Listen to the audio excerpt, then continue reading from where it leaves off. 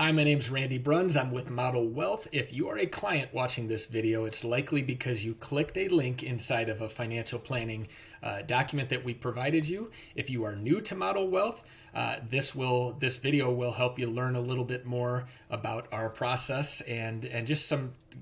It'll be a good recap of how academics suggest you build an investment allocation. So I'm going to minimize myself and put me up in the corner here. What you're looking at on the screen is known as a periodic table of returns. It gets that nickname because at first glance it looks like a periodic table of elements from science classes when we were all in school.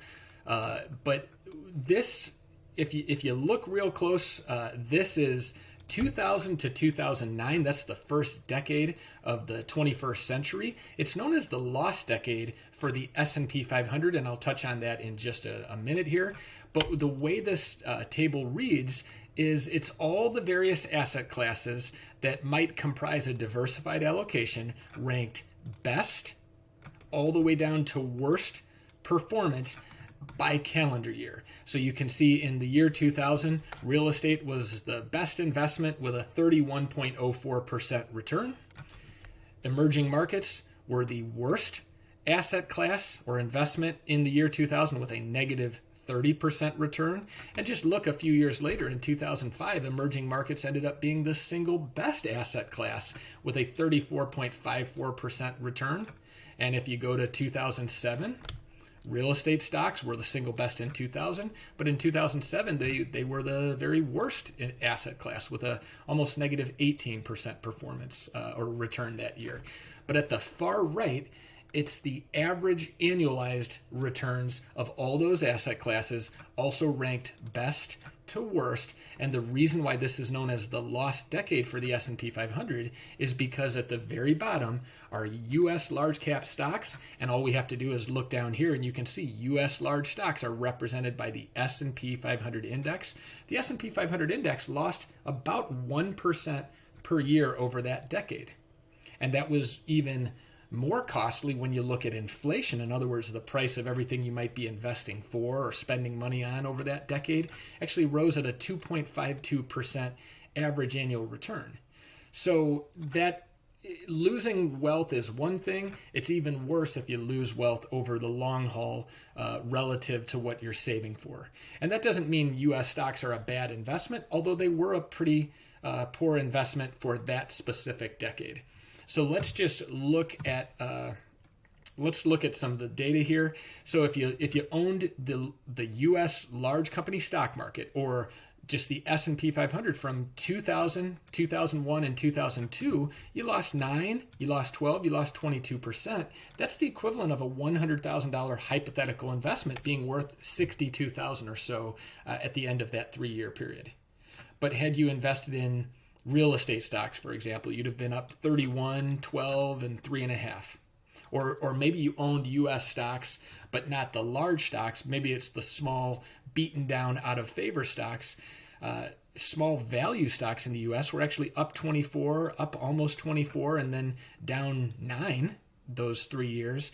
But that's still a pretty big positive return over the 3-year period.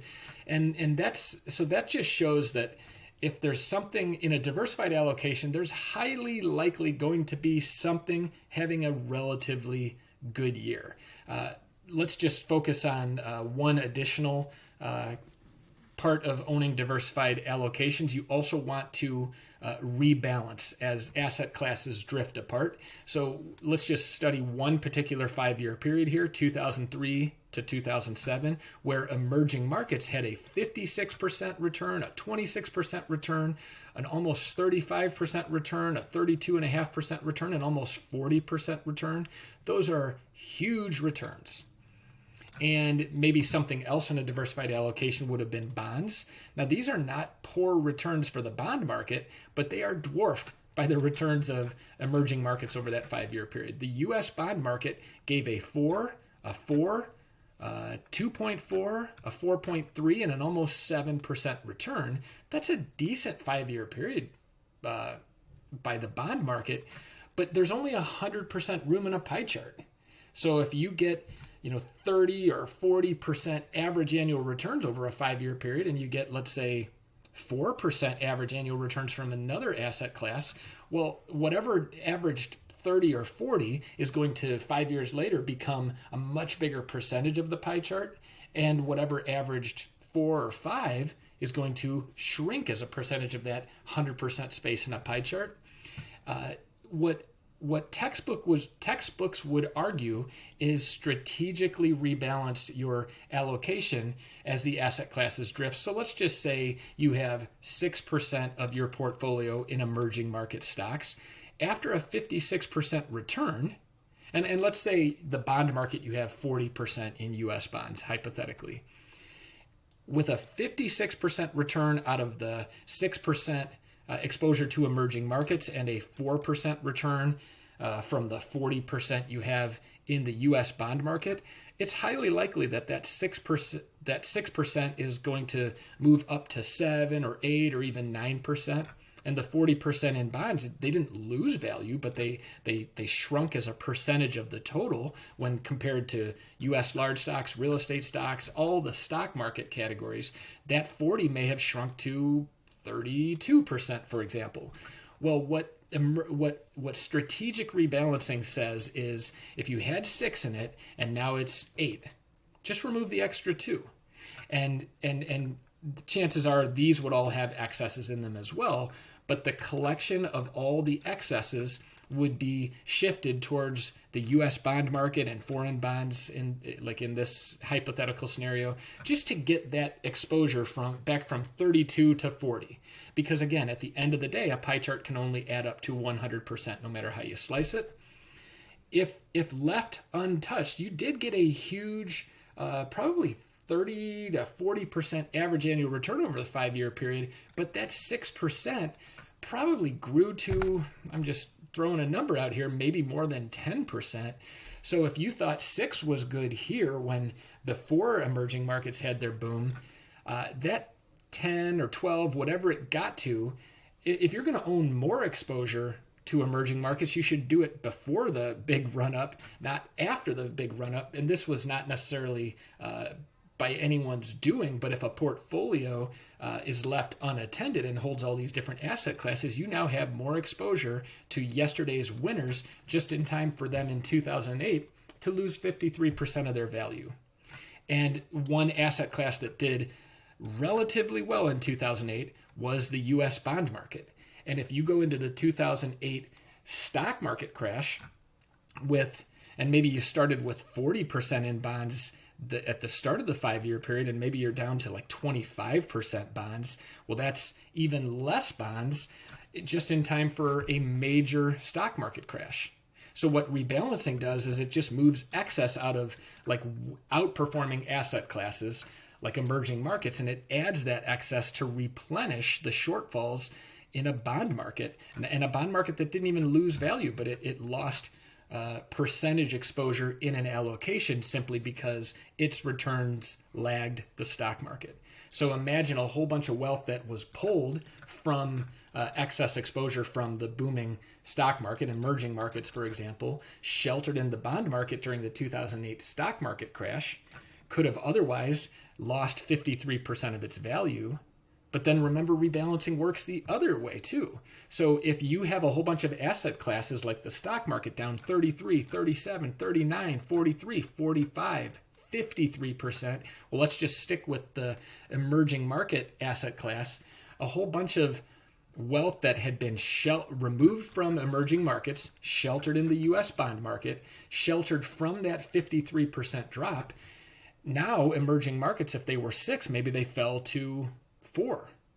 And if bonds were 40, maybe they went up to 50%. But you would remove excess wealth, excess exposure in your allocation from the US bond market. And one particular place it would go is emerging markets. And remember, this is wealth that had been removed from the emerging markets bull market, sheltered in the bond market, rebalanced back in at a 53% discount to the beginning of the year value, ahead of a 79% increase. And this is just rebalancing, strategic rebalancing, textbook rebalancing, but that cannot happen if all of your asset classes move up and down in tandem. You have to have non-correlated asset classes, and this just shows the non-correlation of all the various asset classes. If we look at the second page of this, we'll look at a sample 60-40 allocation.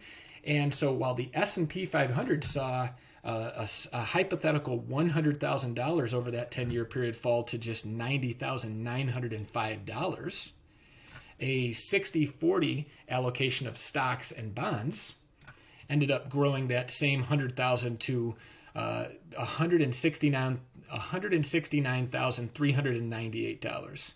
So this is why diversification matters. And I don't think there's much else to say on this. Yeah, I think that's good enough, because I think you get the point.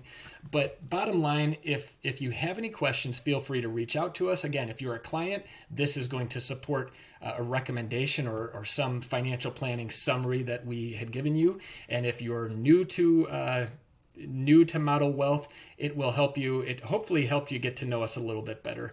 That's it, and we will talk to you soon.